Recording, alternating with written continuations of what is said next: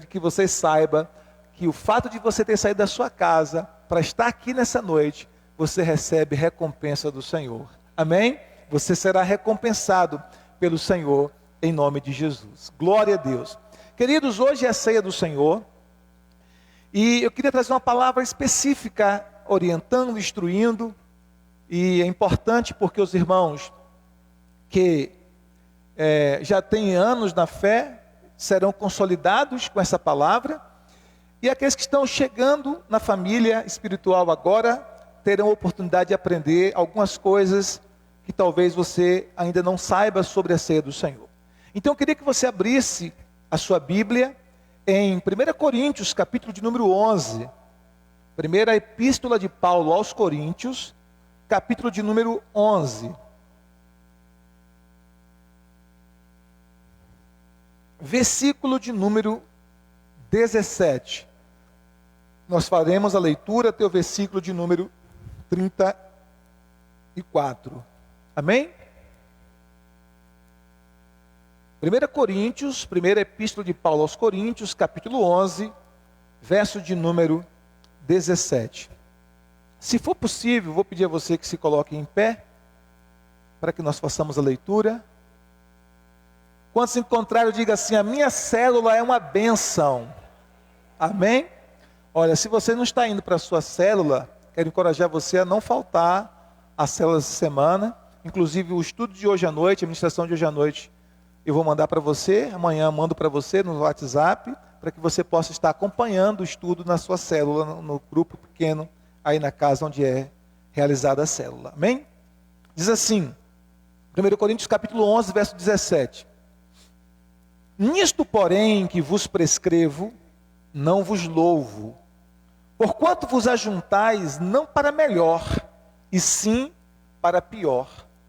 Porque antes de tudo estou informado haver divisões entre vós, quando vos reunis na igreja, e eu mesmo em parte o creio.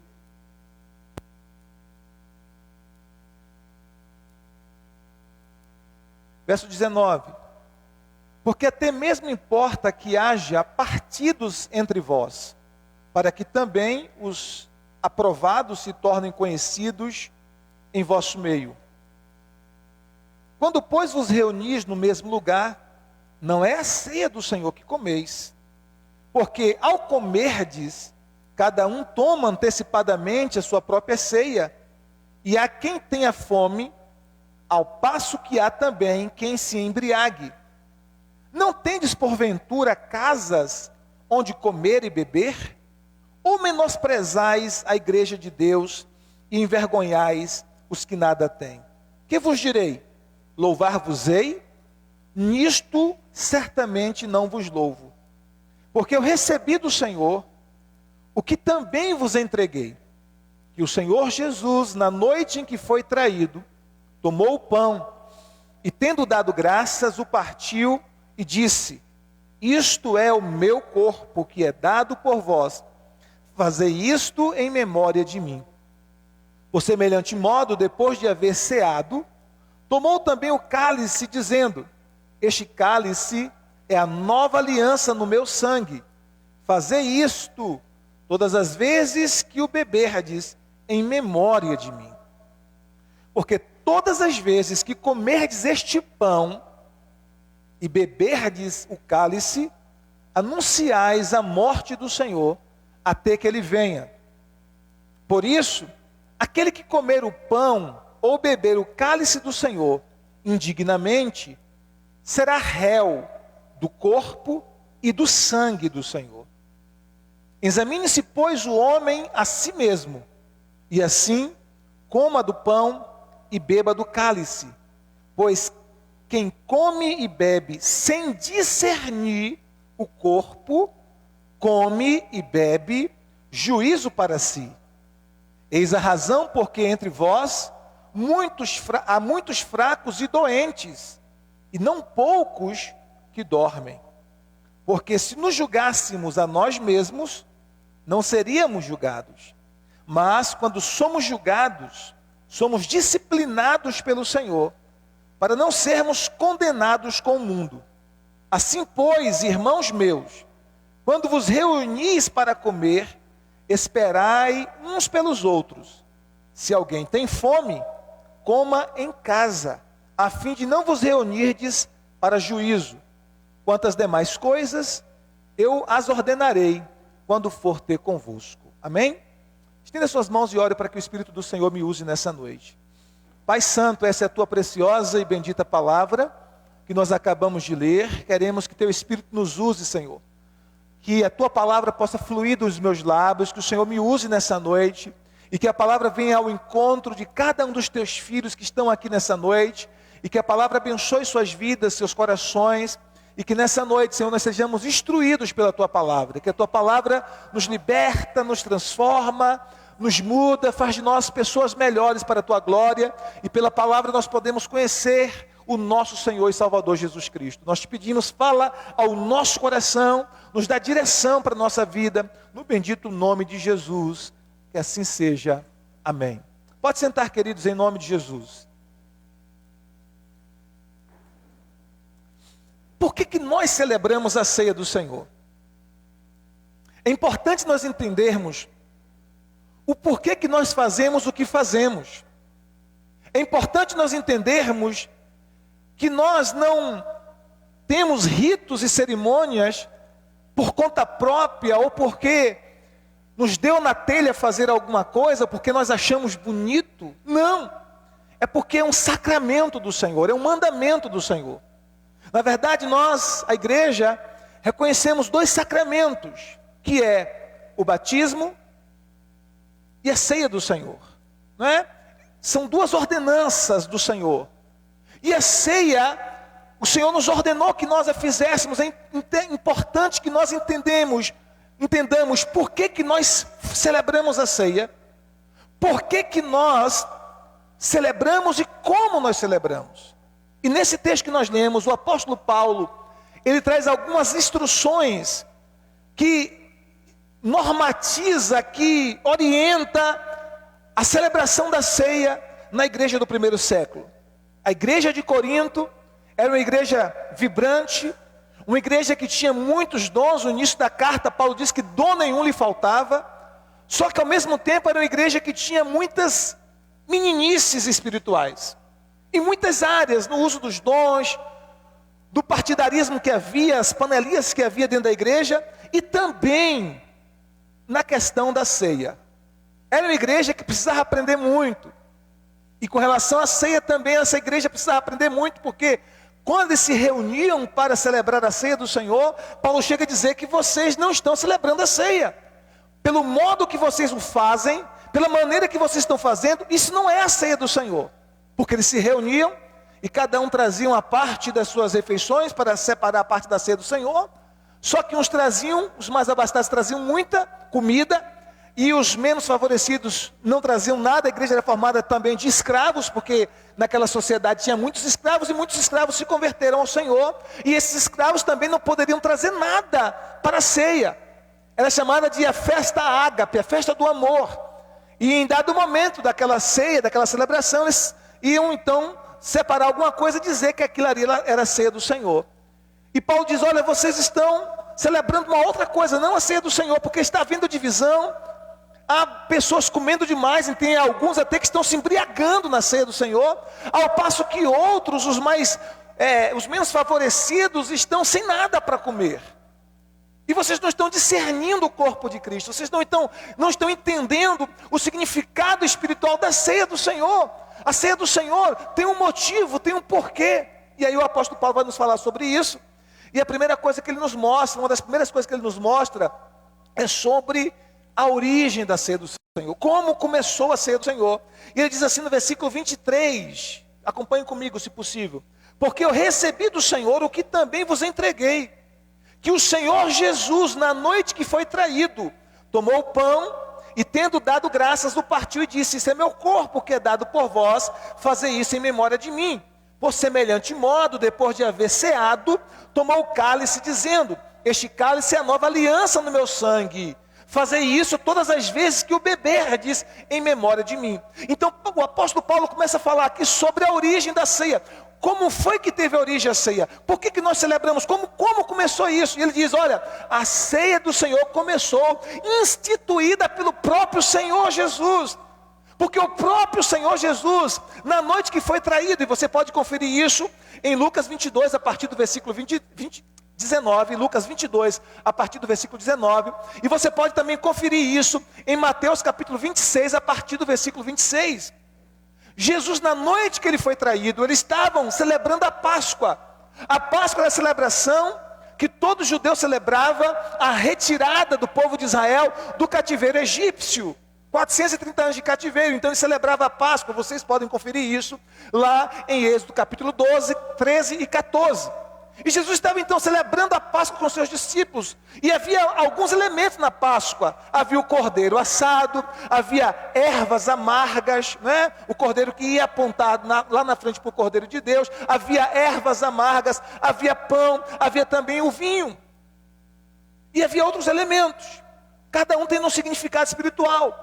E Jesus está ali celebrando aquela festa da Páscoa, celebrando com seus discípulos, isso na noite que ele seria traído por Judas, celebrando a Páscoa, e aí ele toma daquela celebração da Páscoa, daqueles elementos da Páscoa, 2 elementos, o pão e o vinho, o suco da uva, o cálice, e ele diz assim, olha, isso é o meu corpo, isto é o meu sangue, vocês vão comer e beber disto em memória de mim, em memória da minha morte. Então quem deu origem a ceia foi o próprio Jesus, ali na noite que ele foi traído, a noite que antecedeu a sua crucificação por nós. Aí Paulo vai nos dizer a origem da ceia, e ele também vai nos falar quem é que deve participar da ceia do Senhor. Pastor, quem é que deve participar da ceia do Senhor? A ceia do Senhor, ela deve ser celebrada junto com a família espiritual daqueles que creem no Senhor Jesus como seu Senhor e como seu Salvador. Ou seja, a celebração da ceia não é uma celebração para aqueles que ainda não creem em Jesus como seu Senhor e como seu Salvador. Não é uma celebração para aqueles que ainda não receberam como seu Senhor e como seu Salvador. Para aqueles que não reconhecem que Jesus é o Salvador e o Senhor. Não, a ceia só tem um significado espiritual se ela for comida, celebrada por aqueles que creem. Como tudo na vida espiritual tem a ver com fé, desde a sua salvação, a Bíblia diz que a salvação, ela acontece pela graça, Efésios capítulo 2, versículo 8, pela graça sois salvos, por meio da fé. Ou seja, eu sou salvo por esse favor de Deus. Graça significa favor imerecido, significa que eu não mereço, nós não merecemos a salvação, mas pela graça, por esse favor imerecido, Ele nos salva através do sacrifício do seu Filho. Mas como é que nós acessamos a salvação? Efésios 2:8, pela graça sois salvos por meio da fé, mediante a fé, através da fé. Então eu recebo a salvação quando eu creio. Eu recebo a salvação quando eu creio. E aí a gente vai ver isso em todo o Novo Testamento. Por exemplo, Paulo disse para o carcereiro em Atos capítulo 16, versículo 31. No versículo 30 o carcereiro pergunta para Paulo e para Silas: senhores homens, o que eu devo fazer para ser salvo? Essa é a pergunta mais importante que alguém deve fazer. O que eu devo fazer para ser salvo? E a resposta de Paulo foi: creia no Senhor Jesus e será salvo você e a sua família. Creia no Senhor Jesus e será salvo você e sua família. E eu penso que essa é uma promessa para você se apropriar nessa noite. Diga amém. Diga: eu recebo para mim e para minha família a minha salvação e da minha família. Amém? Então ele diz: creia no Senhor Jesus, será salvo você e sua família. Então, se a salvação, que é a principal de todas as bênçãos que nós recebemos enquanto estamos aqui nessa terra, é recebida mediante a fé, todas as outras bênçãos espirituais nós recebemos também e acessamos também mediante a fé. Então a fé é o elemento que nos faz acessar as bênçãos de Deus, sejam elas a salvação, as bênçãos espirituais, as bênçãos materiais, qualquer bênção nós acessamos pela fé. Então a ceia do Senhor, ela tem um significado espiritual, e nós vamos falar sobre isso aqui nessa noite. E nós só podemos acessar tudo aquilo que a ceia significa, todos os benefícios que a ceia do Senhor representa, nós só podemos acessar pela fé no Salvador, no Senhor Jesus. Por isso não tem significado nenhum para alguém que não crê no Salvador, para alguém que não crê em Jesus Cristo como Senhor e Salvador da sua vida, participar da ceia. Quantos me entendem? Só tem um significado e uma importância espiritual se aqueles que participam da ceia participarem porque creem no Salvador. Então, os participantes da ceia são aqueles que fazem parte da família espiritual, são aqueles que creem no Senhor e no Salvador e no Senhor Jesus Cristo. A ceia não é um ritual secreto, mas é um ato público, significando que não há nada do que se envergonhar.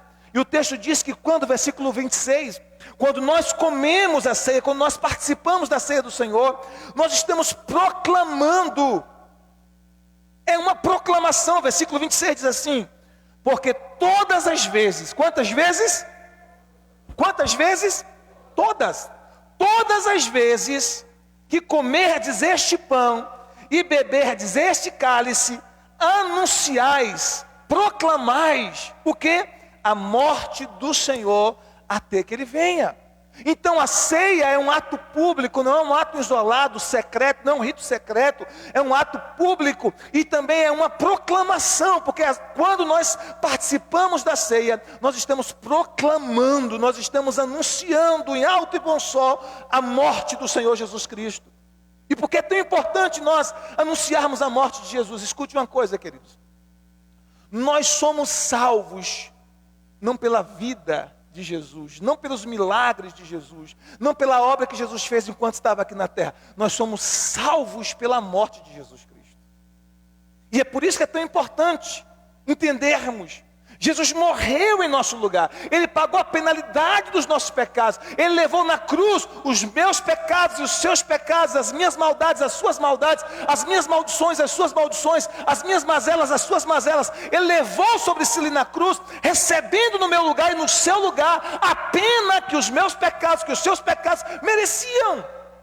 Então, quando nós entendemos o significado da morte de Jesus e cremos nesse sacrifício, é que nós somos salvos. Se Jesus tivesse passado pela terra, curado, aberto os olhos dos cegos, curado aleijados, feito mortos ressuscitarem, mudos falarem, pregado grandes sermões como Ele fez, e Ele não tivesse morrido e ressuscitado por nós, seria apenas história.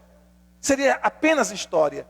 Mas porque Ele morreu como nosso substituto ali na cruz, e quando nós cremos nesse sacrifício, é que nós experimentamos a salvação. Por isso que Paulo diz, quando você está ceando, você está proclamando o quê? A morte de Jesus Cristo. Você está proclamando o sacrifício de Jesus. Você está proclamando que Ele amou você tanto que foi capaz de entregar-se por você. Você está proclamando que Deus chamou de uma maneira tão absurda, tão gloriosa, tão extraordinária, tão escandalosa, que Ele foi capaz de dar o seu próprio Filho para pagar a pena que o teu pecado merecia. Quando você ceia, você está proclamando isso. Então a ceia é uma proclamação da morte do nosso Senhor Jesus Cristo. Diga amém se você está entendendo. Então por isso que a ceia, ela deve ser pública, uma proclamação da morte do Senhor Jesus. Não deve ser feita isoladamente, não deve ser feita individualmente. Não deve ser feita individualmente, a não ser em casos excepcionais de alguém que está doente, enfermo, num leito, numa cama e não pode sair, um irmão em Cristo leva a ceia para essa pessoa e ministra a ceia a essa pessoa, tudo bem. Mas a ceia deve ser celebrada no corpo, junto com o corpo de Cristo, que é a igreja. Diga-me se você está entendendo. Temos 5 versículos aqui que nos prova isso que eu estou falando. 5 versículos nesse texto, que mostra que a ceia, ela era feita, celebrada na reunião, na congregação, na reunião do povo de Deus. Versículo 17, Paulo diz: porquanto vos ajuntais, havia um ajuntamento, vos reunis. No versículo 18 ele diz: quando vos reunis, havia uma reunião. No versículo 20 ele diz, de novo: quando, pois, vos reunis no mesmo lugar. No versículo de número 33 ele diz: Assim, pois, irmãos, quando vos reunirdes para comer, havia a necessidade de se reunir. No versículo 34 ele diz: se alguém tem fome, come em casa, a fim de não vos reunirdes para juízo. Então, cada um desses 5 versículos nos mostra que a ceia era celebrada quando o corpo de Cristo, a igreja, estava reunida. A ceia era celebrada na reunião do povo de Deus. Vocês estão entendendo o que eu quero dizer? Não é algo isolado, não é algo que eu faço sozinho. Eu vou celebrar a ceia sozinho, não. Como eu disse, há casos excepcionais, sim. Se alguém está enfermo, está no leito de um hospital, ou numa cama, não pode sair de jeito nenhum, e um irmão em Cristo, ou mesmo um pastor, ou um líder de célula, ou um diácono, leva a ceia para esse irmão, ministra a ceia para esse irmão, celebra a ceia com ele, porque ele não pode celebrar junto com o corpo, junto com a congregação maior, não tem problema. Mas, de forma geral, a Bíblia nos ensina que é na reunião. Não é um ato isolado, sozinho, individual. É junto com a igreja, junto com o corpo de Cristo reunido. Diga amém se você está entendendo. Então, quais são os elementos físicos da ceia? Como eu disse há pouco instante, Paulo nos mostra que a ceia não havia necessidade de ser algo suntuoso como os coríntios estão fazendo. Com muitos elementos, com muitos pratos. Não. Paulo diz que os elementos essenciais da ceia são esses 2 elementos: o pão e o cálice. E talvez para aqueles que são mais novos na fé, dizem assim: puxa vida, me decepcionei. Porque fala ceia, pensei que tinha um banquete, né? Uma ceia, quando a gente pensa nisso, a gente pensa em frango assado, é ou não é? Peru assado e... vai dizendo o nome de comida aí. Vera, que é a mulher das comidas. Fala aí, Vera. As comidas gostosas que você faz aí. Fala aí, Tayana. O que mais? Não vou nem falar esse nome porque alguém pode confundir. Hã? Farofa. Tu é farofeira, né, Oites? Uma ceia, ela está pensando em farofa. Lasanha.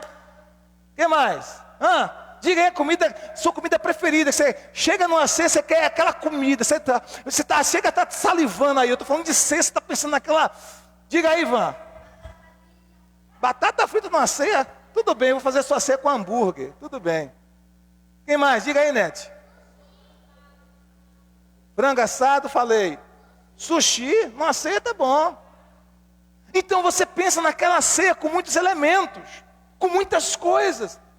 Aí a gente vem para a igreja, a gente fala, vai ter a ceia do Senhor, e você vê lá pedacinhos de pão e um pouquinho de suco de uva. E por que nós celebramos assim? Justamente porque lá na igreja de Corinto, Paulo corrigiu aquele excesso. Por quê? Porque as pessoas estavam levando para um outro lado. Não que seja errado a gente ter momentos de comunhão, de comer outras coisas juntos, de ter aqueles momentos bons juntos. Isso é maravilhoso, a igreja faz isso com frequência. Mas nós precisamos entender que a ceia do Senhor, os elementos essenciais, fundamentais, é o pão e o cálice. Por quê? Porque há um significado espiritual no pão e no cálice. Porque há um significado espiritual. Então, olha o que a Bíblia nos ensina. Mateus 26, 29, rapidinho abre aí sua Bíblia, em Mateus 26, 29. Olha o que diz as Sagradas Escrituras. Mateus 26, versículo de número 29. Glória a Deus. Mateus 26, 29.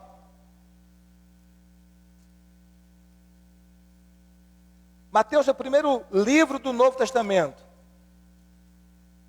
26, verso 29, diz assim a palavra do Senhor. E digo-vos que, desta hora em diante, não beberei deste fruto da videira, até aquele dia em que o hei de beber, novo, convosco, no reino de meu Pai. O fruto da videira, Jesus está dizendo, o que é o fruto da videira? É justamente o que nós tomamos aqui na ceia do Senhor. Aquele líquido precioso que sai da uva. O fruto da videira, não é? O líquido da videira. Ele está dizendo, eu não vou tomar de novo. Até aquele grande dia que eu tomar com vocês no reino de Deus. Então a ceia também, ela prenuncia a volta de Jesus Cristo. A última ceia que ele fez com seus discípulos foi há mais de 2000 anos atrás, um dia antes da sua crucificação. E ele prometeu: eu só vou tomar ceia de novo quando eu estiver junto com vocês no reino de Deus. Jesus está há mais de 2000 anos aguardando para tomar ceia junto com você. Jesus está há mais de 2000 anos aguardando para tomar ceia junto comigo e com você. Por isso, todas as vezes que nós tomamos a ceia, claro que nós sabemos que Ele está espiritualmente presente. A gente sabe disso. Mas Ele está dizendo, nós estamos dizendo com esse ato, nós cremos que um dia nós estaremos diante do Senhor, face a face com o Senhor, olhando nos olhos do Senhor, e tomaremos a ceia lá no reino do Pai, junto com o Senhor. É um anúncio profético. É um anúncio profético. Então os elementos da ceia é pão e o suco da uva, que é, o pão representa o quê? O corpo de Cristo, o corpo físico de Cristo. E o suco da uva representa o quê? O sangue de Jesus, o precioso sangue que nos comprou. Pelo corpo nós somos sarados, pelas feridas feitas em Jesus, nós somos curados. Ele foi castigado em seu corpo, foi humilhado em seu corpo, foi chicoteado em seu corpo, foi cuspido em seu corpo. Alguns estudiosos dizem que 400 soldados cuspiram no rosto de Jesus. Você sabe o que é o escárnio disso, irmãos? O Filho de Deus, o próprio Deus encarnado, e 400 soldados cuspirem no seu rosto como forma de escarnecer dele. A Bíblia diz em Isaías que arrancaram a barba de Jesus na marra, nas mãos. Eu nunca fiz aqui a barba depilação não, mas tem uns homens corajosos que fazem. Alguém aqui já fez? Já disse que sofre um bocado, né? Mas as mulheres sentem um pouquinho disso, né? Com cera. Pois arrancaram a barba de Jesus na mão. Imagine a dor. Tudo isso, todos esses flagelos, ele sentiu no seu corpo, todo esse sofrimento, ele recebeu no seu corpo. Para quê?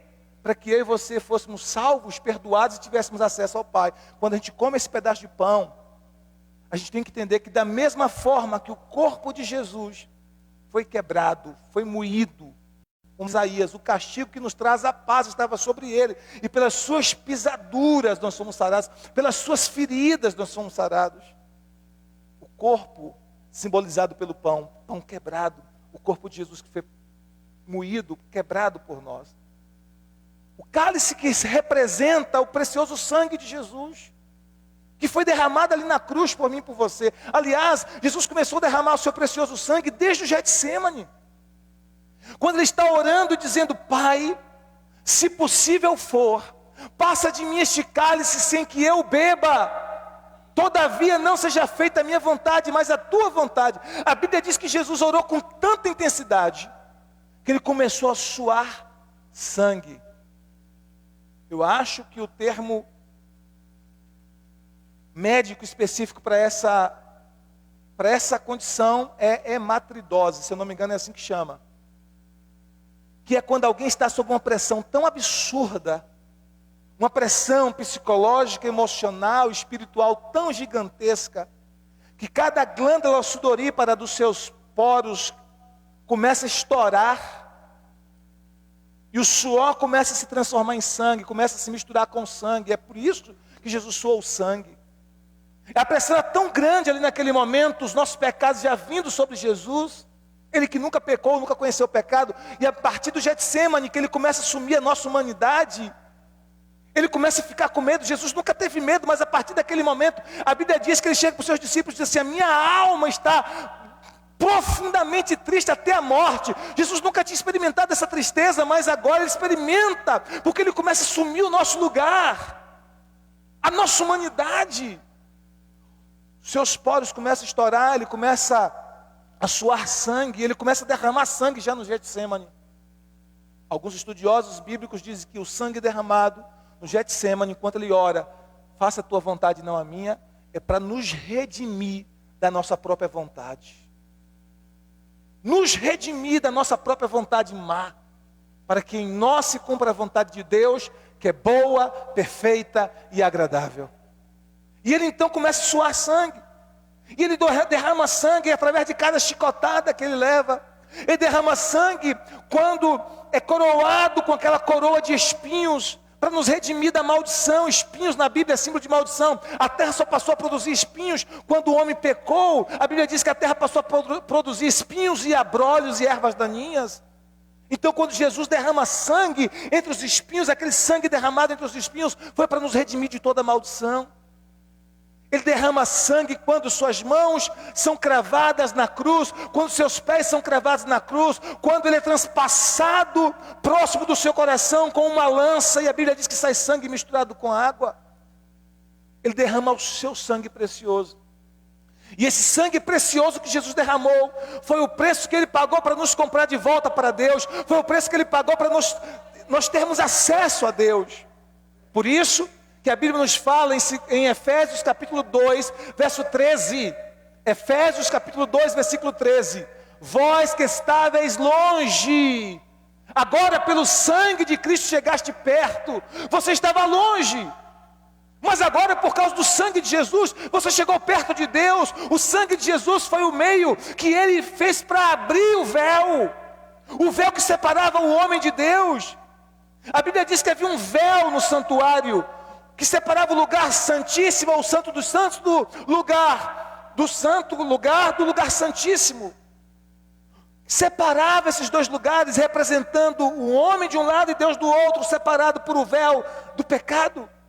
Mas agora, quando Jesus morre, a Bíblia diz que o véu foi rasgado de alto a baixo. Não de baixo para cima, mas de cima para baixo, simbolizando que o próprio Deus, quando aceitou o sacrifício do seu Filho, rasgou o véu que nos separava dele. E é por isso que pelo sangue de Jesus, qualquer pecador que crê, por mais pecador que seja, tem acesso ao trono da graça, tem acesso a Deus. E a Bíblia diz que eu e você, nós podemos chegar com confiança, com ousadia, com intrepidez ao trono da graça. Ah, pastor, mas eu sou tão pecador. Ah, pastor, mas eu já fiz coisas tão absurdas na minha vida. Eu já fiz coisas da minha vida que eu tenho vergonha até de pensar, pastor. Não importa, pelo sangue de Jesus Cristo, você tem acesso ao trono da graça. Pelo sangue de Jesus Cristo, você tem acesso ao trono da misericórdia. Porque quando Deus olha para você que crê no Evangelho, que crê em Jesus, Ele vê o sangue de Jesus Cristo sobre a sua vida. Ele vê o sangue de Jesus sobre você. Assim como na casa dos hebreus, quando o anjo da morte veio e não pôde entrar em nenhuma daquelas casas, porque havia o sangue do Cordeiro em cada casa. Por isso que a morte espiritual, por isso que a morte eterna não pode tocar você.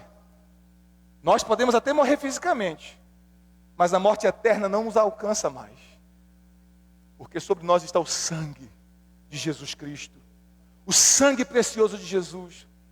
Comer a ceia, participar da ceia, é ter esse entendimento espiritual, é ter essa fé no Cordeiro de Deus que foi sacrificado por nós. Não podemos participar da ceia apenas como uma liturgia, como um rito. Não, é mais um rito da igreja, mais uma ceia, mais um domingo de ceia, mais um mês. Não, nós precisamos participar com fé no Cordeiro de Deus, entendendo que nós, ao participarmos, recebemos benefícios espirituais. E qual deve ser então a minha atitude mental ao participar da ceia do Senhor? Está escrito aqui, mas eu mando para você amanhã digitalizado, tá? Não deu tempo de fazer isso para hoje. Qual deve ser a minha atitude mental? Os meus pensamentos, quando eu participo da ceia do Senhor.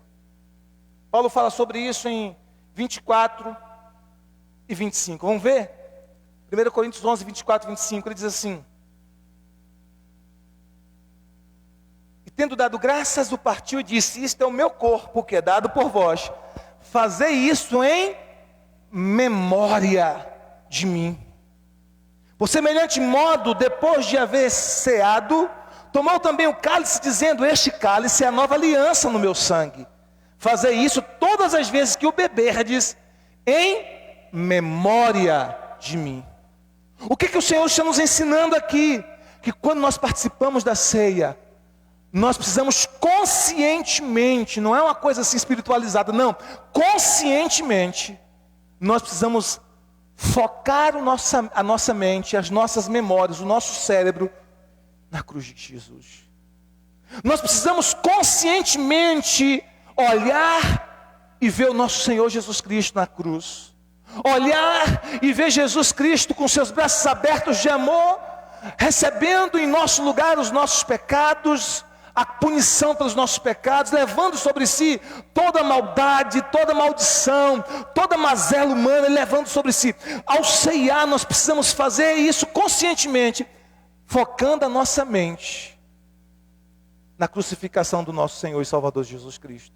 Ele diz que nós precisamos ceiar em memória dele, em memória da sua morte. Em memória da sua morte. Então é conscientemente, nós precisamos. Você deve se lembrar, amém? Mover sua mente para Jesus, mover sua mente para tudo que Ele fez por você, naquela cruz, para a glória do Pai, conscientemente.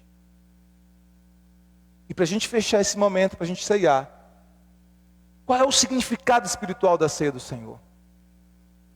Quais são os benefícios espirituais que eu recebo ao participar da ceia do Senhor? Porque Jesus não institui nada que não tem valor e que não tem importância. Se Ele instituiu a ceia e o batismo, é porque tem um significado espiritual, é porque tem uma importância espiritual. São os dois ritos, o que nós chamamos, os dois sacramentos que Jesus ordenou, que Jesus instituiu, a ceia e o batismo.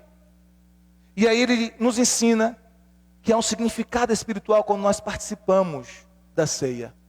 Nós recebemos bênçãos espirituais ao participar da ceia. Eu queria que você que está com a Bíblia aberta aí em Coríntios, volta só uma página, Coríntios capítulo 10, versículo 16 e 18. Paulo nos fala sobre a ceia aqui também. 1 Coríntios capítulo 10, versículo 16 a 18. 1 Coríntios capítulo 10, versículo 16 a 18. Olha o que diz. Porventura o cálice da bênção, cálice de quê? Cálice de quê? Da bênção. Traz para mim aí, nego, por favor. Um cálicezinho desse, ô Nete. 2 cálices, um de pão e um de vinho, por favor. Ele continua. Porventura, verso 16. Porventura o cálice da bênção que abençoamos não é a comunhão do sangue de Cristo? E o pão que partimos não é a comunhão do corpo de Cristo? Porque nós, embora muitos, somos unicamente um pão, um só corpo, porque todos participamos de um único pão. Pode pôr aqui, meu filho. Que pão é esse que ele está falando que todos participamos? O corpo de Cristo, pela fé simbolizado pelo pão que partimos. E ele continua.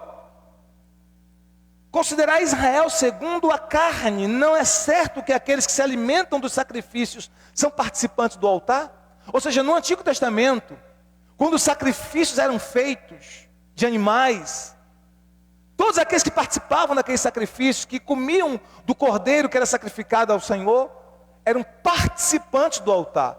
Paulo está fazendo uma comparação, e ele está dizendo, olha, da mesma forma quando você participa da mesa do Senhor, você está participando do altar, que nesse caso o altar aqui é uma referência à cruz de Cristo. Ele continua, versículo de número 19. Que digo, pois, que o sacrificado ao ídolo é alguma coisa, ou que o próprio ídolo tem algum valor? Está dizendo que o ídolo, né? Qualquer tipo de ídolo, ou qualquer tipo de imagem de escultura não tem valor nenhum. Aí ele continua. Antes digo que as coisas que eles, ou seja, os ímpios, sacrificam, é a demônios que sacrificam, e não a Deus. E eu não quero que vos torneis associados aos demônios. Aí ele diz, não podeis beber o cálice do Senhor e o cálice dos demônios. Não podeis ser participantes da mesa do Senhor e da mesa dos demônios. Ou provocaremos zelos no Senhor? Somos acaso mais fortes do que Ele? O que Paulo está nos dizendo? Você vai participar da ceia. Essa ceia é o altar do Senhor, é a mesa do Senhor. Nós não podemos ao mesmo tempo participar da mesa do Senhor e da mesa dos ídolos. Porque ele está dizendo, quem sacrifica ao ídolo, embora o ídolo em si é apenas um objeto, até esse pedestal eu posso transformar em um ídolo se eu começar a invocá-lo, a orar a ele, a pedir coisas a ele, se transforma em um ídolo. Ele está dizendo, o ídolo em si não é nada. Mas o problema é que está por trás do ídolo. Porque quando você começa a adorar um ídolo, quando você começa a adorar um ídolo, a se prostrar diante de um ídolo, a clamar um ídolo, a invocar um ídolo, o ídolo em si é apenas um objeto qualquer, construído de qualquer tipo de material, ou de pedra, ou de madeira, ou de gesso, ou de ouro, ou de bronze, seja lá o que for. O ídolo em si é apenas um elemento, é apenas qualquer coisa. Mas o problema é que por trás do ídolo, quem vai para trás do ídolo para receber a adoração, são quem? Quem é? Versículo de número... Qual é o versículo? 21. 21 não, 20. Digo que as coisas que eles sacrificam é a demônios que eles sacrificam, e não a Deus. E aí Paulo diz assim: eu não quero que vocês se tornem participantes da mesa do Senhor e da mesa dos demônios. Ele está dizendo: eu não quero que vocês sejam ao mesmo tempo partícipes da mesa do Senhor e ao mesmo tempo partícipes das mesas dos demônios. Vocês não sabem que quando vocês participam da ceia, vocês estão comendo elementos sagrados. Porque tem um simbolismo espiritual, porque o pão representa o precioso corpo de nosso Senhor Jesus Cristo. E o vinho, o cálice com suco da uva, eu falo vinho porque é o termo bíblico, mas aqui tem suco de uva, pode tomar despreocupado, tá? Não é alcoólico não, fique em paz. Representa o quê? O sangue de Jesus. O sangue precioso de Jesus Cristo. Vocês estão participando da ceia? Vocês estão participando da mesa do Senhor? Vocês estão participando do altar do Senhor? Não participe ao mesmo tempo do altar do Senhor e da mesa dos demônios. Tudo que é idolatria, mas talvez você disse: pastor, eu não sou idólatra mais, eu não tenho nenhum ídolo, nenhum objeto que eu cultue, que eu adore, eu já me libertei disso. Mas mesmo nós, escute isso, podemos criar ídolos em nosso coração. Porque o que é o ídolo? É só um objeto? Pode ser também, mas não é apenas isso. É qualquer coisa que na minha vida e na sua vida toma o lugar de Deus. O futebol pode ser o ídolo para alguns. É pecado assistir futebol, jogar futebol? Não. Mas se o futebol na sua vida impede você de orar, impede você de vir para a igreja. Por exemplo, que é uma coisa simples, tem jogo do seu time favorito na hora do culto. Eu não vou na igreja hoje não, que tem jogo do meu time. Aquilo ali se tornou um ídolo para você. Porque você prefere ficar assistindo o time favorito do que vir cultuar a Deus. Ou seja, qualquer coisa, pode ser o carro. O seu carro pode se tornar um ídolo para você. Você pode ter mais apego com o seu carro do que com as coisas de Deus. E aí se transformou em ídolo. Vocês estão entendendo, meus amados? Qualquer coisa que você coloque o seu coração, muito mais do que em Deus, se transforma em um ídolo. Por isso que Paulo está dizendo: vocês estão participando da ceia, entenda que o Senhor é prioridade máxima na sua vida. Não pode ter ídolos no seu coração, seja eles materiais ou apenas simbólicos no seu coração. Você não pode ter ídolos na sua vida. Porque quando você participa da mesa do Senhor, você está participando do altar do Senhor. E quando você participa da mesa dos ídolos, você está participando de sacrifício, nas palavras do apóstolo Paulo, aos demônios. Quantos estão entendendo o que eu quero dizer? Qual é o significado da ceia? Quando eu participo da ceia, eu recebo bênçãos espirituais. Paulo está dizendo: esse cálice é o cálice da bênção. Esse cálice que nós abençoamos é o cálice da bênção. Então quando você participa da ceia, você se apropria pela fé daquilo que aconteceu no altar da cruz. Quem se lembra de uma canção antiga de Ludmila, quer dizer, a pastora Ludmila Feber cantou muito, mas acho que não é dela. Tudo que Jesus conquistou na cruz é direito nosso, é nossa herança. Quem se lembra? Tudo que Jesus conquistou na cruz é direito nosso, é nossa herança.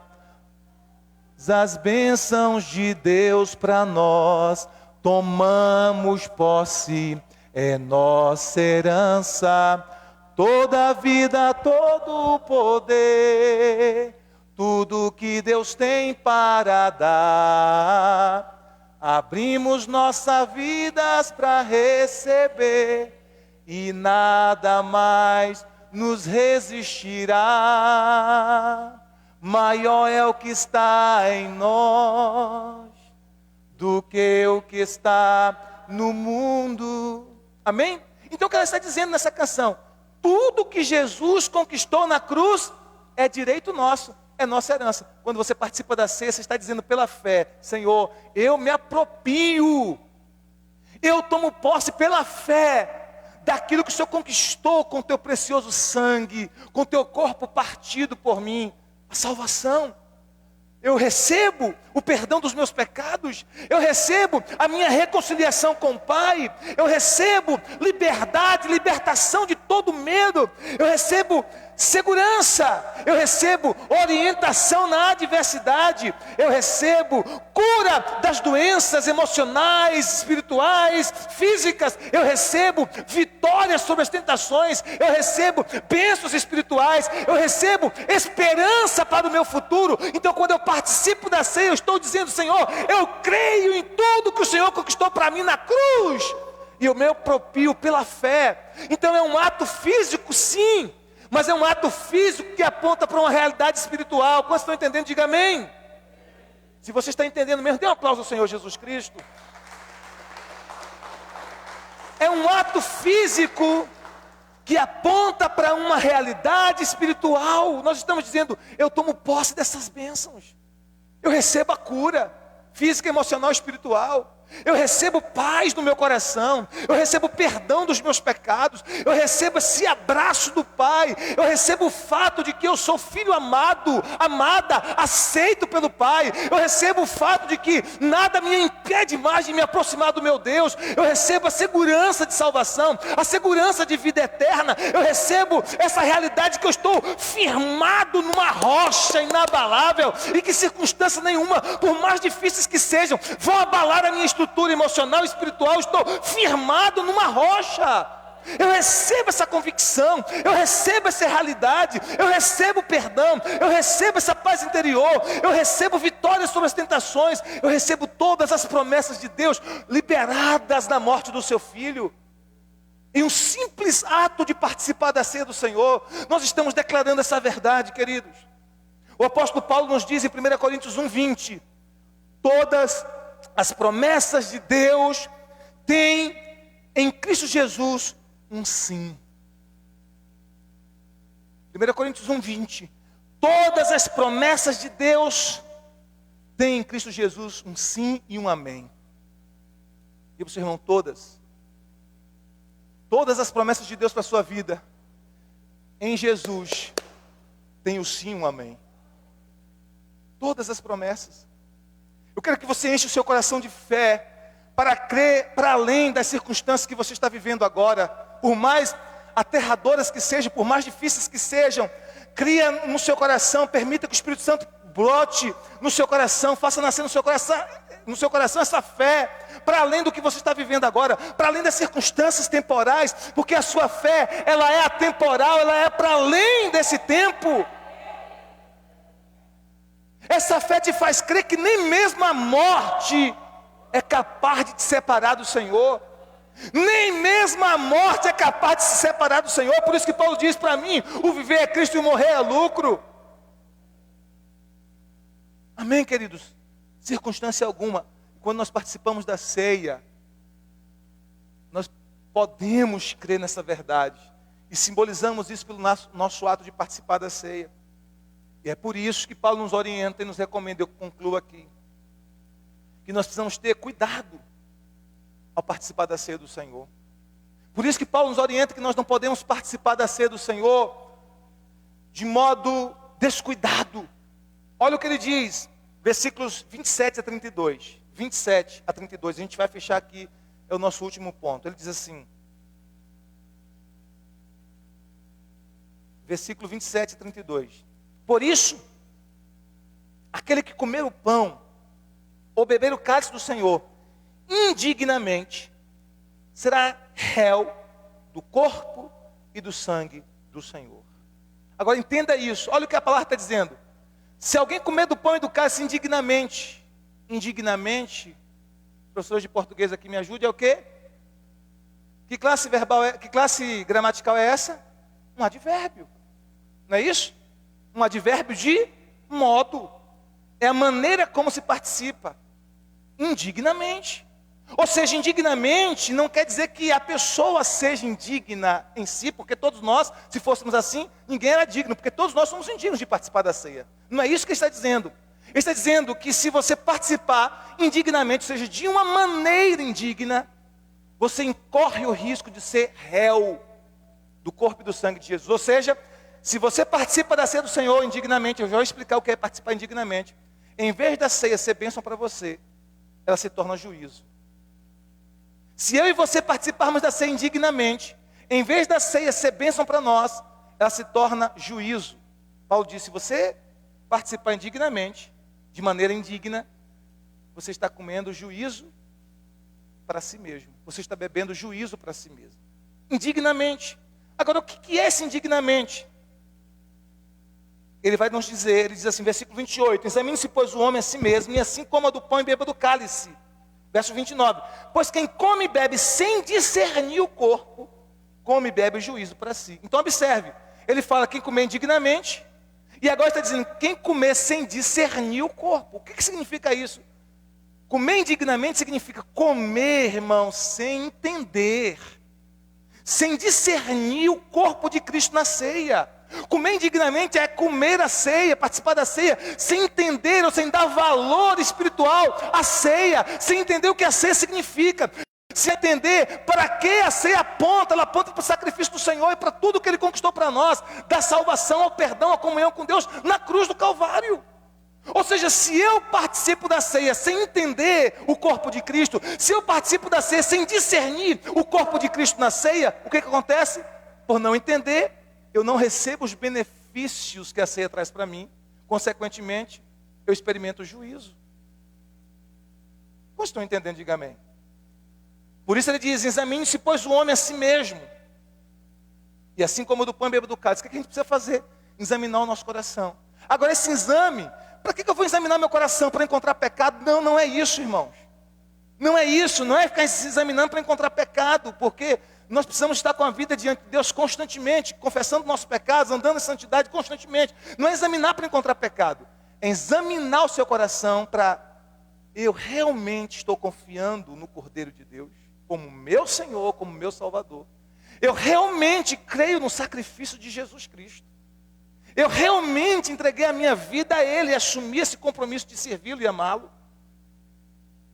Eu realmente creio no sacrifício, eu realmente estou com meu coração aberto para receber do Senhor cada um dos benefícios espirituais que o sacrifício do meu Senhor Jesus trouxe sobre mim.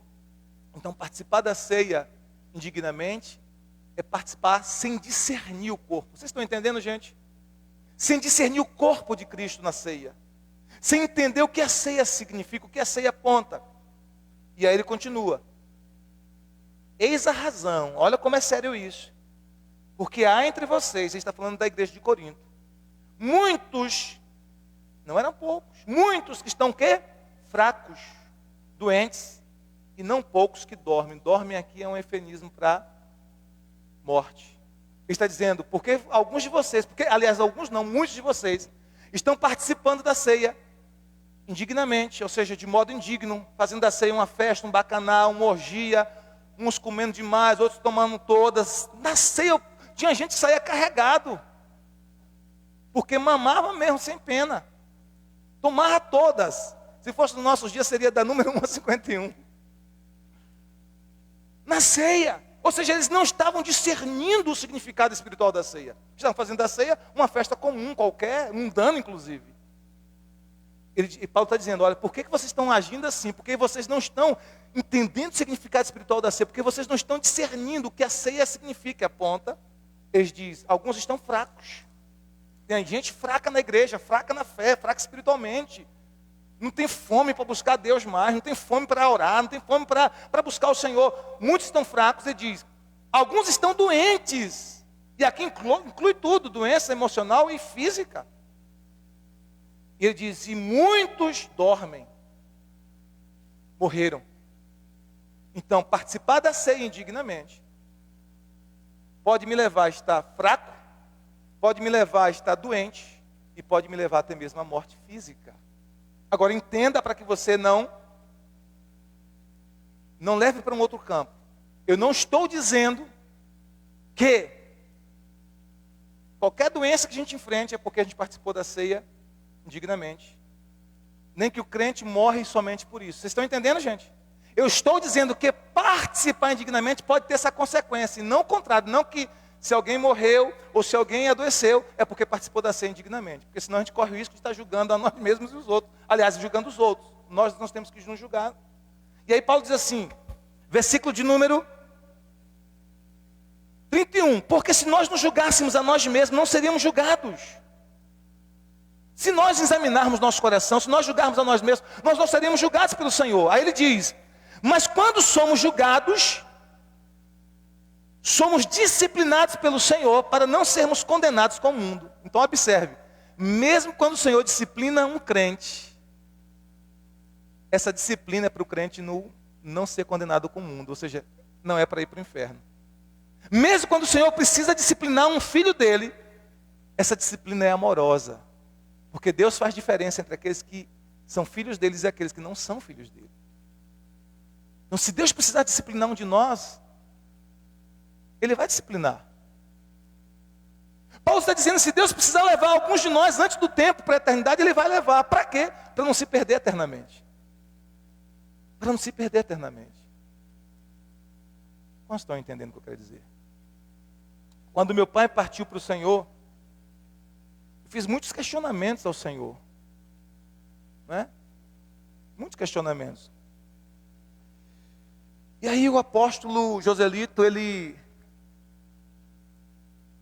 trouxe para mim um envelope da semente